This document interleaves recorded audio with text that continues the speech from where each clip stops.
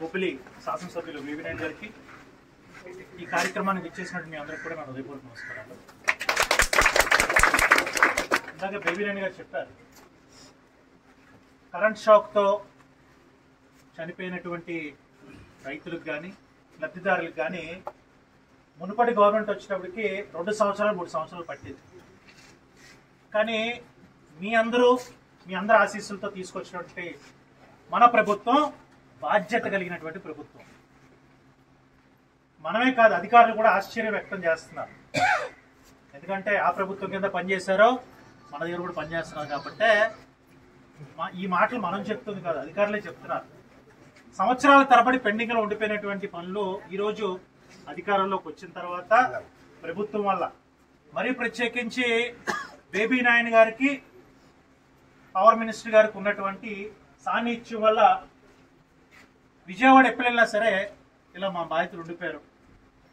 వారికి ప్రభుత్వం ద్వారా ఎలక్ట్రిసిటీ డిపార్ట్మెంట్ ద్వారా రావాల్సిన నష్టపరిహారం ఉందని చెప్పి ఎప్పటికప్పుడు ఏ పని మీద వెళ్ళినా సరే ఒకసారి మళ్ళీ అక్కడికి కూడా వెళ్ళి విజ్ఞప్తులు చేసుకుంటూ త్వరితగతిన చనిపోయినటువంటి వాళ్ళు ఎలాగో తిరిగిరారు, కానీ వాళ్ళ కుటుంబానికి ఎంతో కొంత ధైర్యాన్ని ఇవ్వాలంటే ఆర్థిక పరంగా చేయాలని తప్పించి ఆ మంచి ఉద్దేశంతో ఈరోజు బాడింగ్ మండలం గజరామల్స్ గ్రామంలో కూడా ఇలాంటి విపత్తు జరిగితే అక్కడ కూడా 5 లక్షలు ప్రభుత్వం ద్వారా శాంక్షన్ చేసి ఇక్కడ ఈరోజు మన గ్రామానికి రావడం జరిగింది. బాధ్యత కలిగినటువంటి ప్రభుత్వాలు ఎప్పుడు ఎన్నుకోబడినా బాధ్యతాయుతంగా వ్యవహరిస్తారనేటువంటిది ఉదాహరణ మనం ఎప్పుడు కూడా మర్చిపోకూడదు. ఆ రోజు రోడ్డు మన ప్రభుత్వంలో మనం వేసుకున్నది మీ అందరూ కూడా తెలుసు. ఆ రోజు చెట్టు చివరి గ్రామం అని చెప్పి మనం వదిలేదు. ఆ రోజు ఇక్కడ వరకు కూడా మనమే బీటీ రోడ్ వేసుకున్నాం. మళ్ళీ ఆ అదృష్టం మళ్ళీ వైఎస్ఆర్ పార్టీ గాని కాంగ్రెస్ పార్టీ గాని మన గ్రామాల్ని పట్టించుకోపోయినా చిన్న చూపు చూసినా మళ్ళీ మనం అధికారంలోకి వచ్చిన తర్వాత మన మనుషుల్ని మన గ్రామాల్ని ఎప్పటికి కూడా మరిచిపోమనేటువంటి ఉదాహరణే ఈ రోజు మళ్ళీ 2,30,00,000తో ఈరోజు శాంక్షన్ చేసి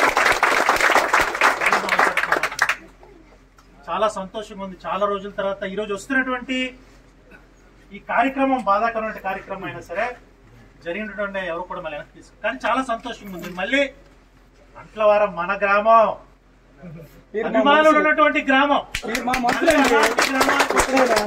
మళ్ళీ మీ అందరితో మాట్లాడడానికి అవకాశం కలిగినందుకు మరొకసారి మీ అందరికి కూడా కృతజ్ఞతలు తెలుపుకుంటూ శిరస్సు వంచి నమస్కారం.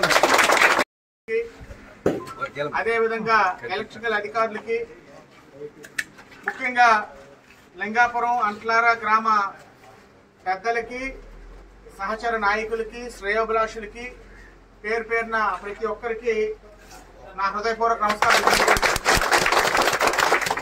ఇవాళ నేను నా సోదరుడు లక్ష్మణుడు గారు ఈ గ్రామానికి రావడానికి ముఖ్య ఉద్దేశం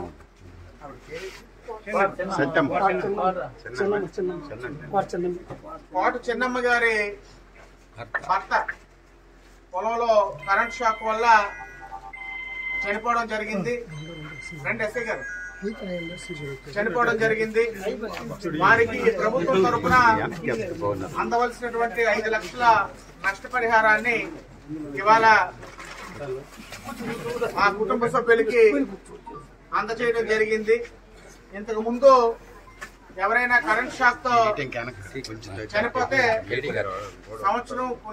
కొన్ని సంవత్సరాలు పట్టేవి, కానీ ఈ ప్రభుత్వం వచ్చాక అది త్వరలోనే అక్కడ గొట్టిపట్టిరావు గారితో మనం ఫాలో అప్ చేయడం వల్ల అది త్వరలోనే వచ్చి ఆ లోటు పూర్తిగా, ఆ ఇంటికి జరిగిన లోటు పూర్తిగా భర్తీ చేయలేకపోయినా కొంతలో కొంత మనం ఆ నష్టాన్ని పూడ్చే ప్రయత్నం, ఆ కుటుంబానికి కొంత ఊరటనిచ్చే ప్రయత్నం చేశామని మీకు అందరికీ కూడా తెలియజేసుకుంటూ, అన్నిటికన్నా ముఖ్యమైనటువంటి విషయం ఇవాళ మరి దేవుడి నిర్ణయం ఎలాగుంటుందంటే, అంట్లార్ ఇవాళ రావడం అనుకోవడం ఏంటి, ఏడీ గారు రావడానికి లేట్ అవ్వడం ఏంటి, అప్పుడే ప్రాజెక్ట్స్ ఏఈ గారు వచ్చి మన తెరలం వచ్చి లింగాపురం నుంచి అంట్లార్ రోడ్డుకి 2,30,00,000 రూపాయలు ఇంతకు ముందు శాంక్షన్ అయినా ₹1 కూడా ఇవ్వడం జరగలేదు. పూర్తిగా నిధులు సమకూర్చి ఈ ప్రభుత్వం వచ్చాక 2,30,00,000 ఇచ్చి టెండర్ ప్రక్రియ కూడా పూర్తి చేసి మరి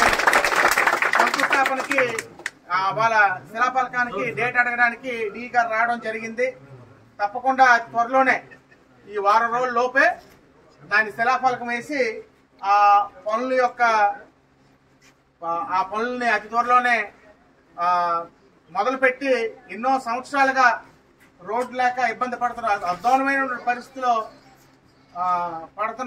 ఇబ్బంది పడుతున్నటువంటి అంట్లార్ గ్రామ ప్రజలకు, అదేవిధంగా లింగాపురం రైతులకి ఊరటను కల్పించే ఈ కార్యక్రమాన్ని కూడా పూర్తి చేస్తామని, అతి త్వరలోనే పూర్తి చేస్తామని, వచ్చి శిలాఫలకం వేస్తామని మీకు అందరికీ కూడా సభాముఖంగా తెలియజేసుకుంటున్నాను.